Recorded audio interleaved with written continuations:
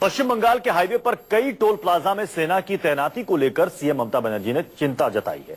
ममता बनर्जी ने कहा कि राज्य सरकार को कोई भी जानकारी दिए बिना ही सेना को तैनात करना एक गंभीर मुद्दा है। उन्होंने कहा कि जब तक टोल प्लाजा से सेना को नहीं हटाया जाता तब तक वो सचिवालय में डेरा जमाए रहेंगी। ममता बनर्जी ने इसे आपातकाल जैसे हालात बताया।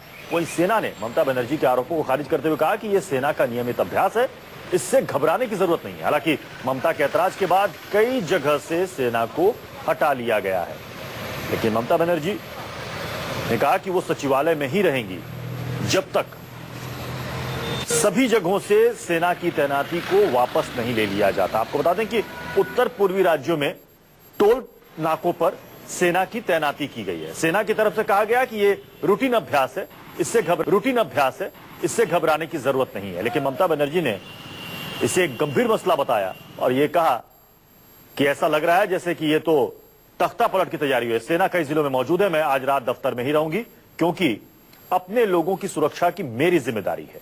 ये ममता बनर्जी ने ट्वीट किया। और उसके बाद देखिए सेना की तरफ से क्या कहा गया। यह अभ्यास पश्चिम बंगाल की पुलिस की जानकारी में है और उनके तालमेल के साथ यह चल रहा है।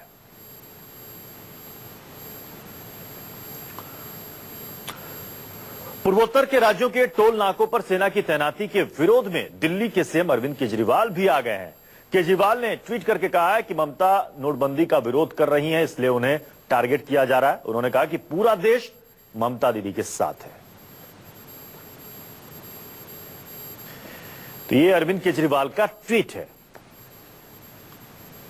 हमारे साथ तो अमित कुमार इस वक्त जुड़ चुके हैं। अमित, लगता है कि आज जब संसद की कार्रवाई शुरू होगी तो यह मसला जोर शोर से उठने वाला है।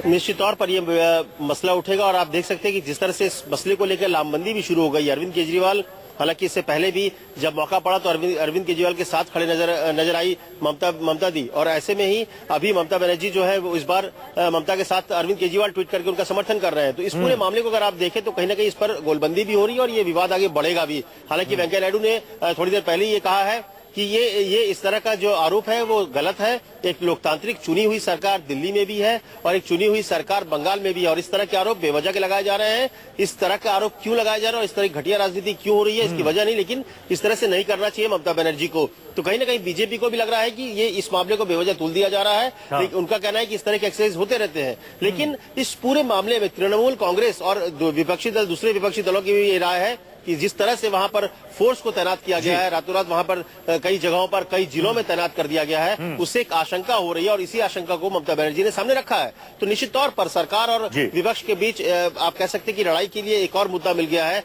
और ये लड़ाई जो है ये मुद्दा जो है संसद के भीतर भी दिखेगा। आप बने रहे हमारे साथ। तो हाईवे पर सेना की तैनाती पर विपक्षी नेताओं ने भी केंद्र पर निशाना साधा है। विपक्षी नेताओं ने कहा है कि ममता नोटबंदी का विरोध कर रही है, इसलिए उनके खिलाफ ये साजिश है केंद्र सरकार की।